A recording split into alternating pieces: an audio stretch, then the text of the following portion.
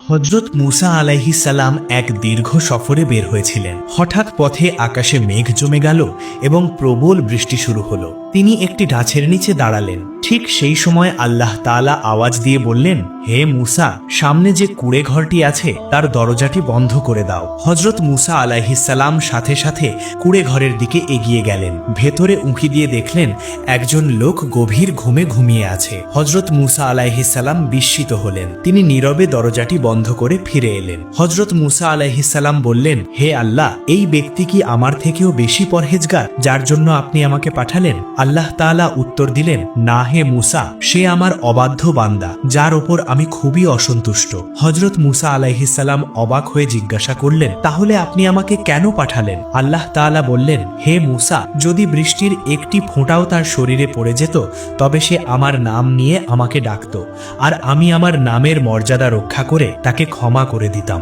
এ কথা শুনে হযরত মুসা আলাইহিস সালামের চোখ অশ্রু সজল হয়ে উঠল। তিনি বললেন, হে আল্লাহ, নিশ্চয়ই আপনি সর্বশ্রেষ্ঠ ক্ষমাশীল।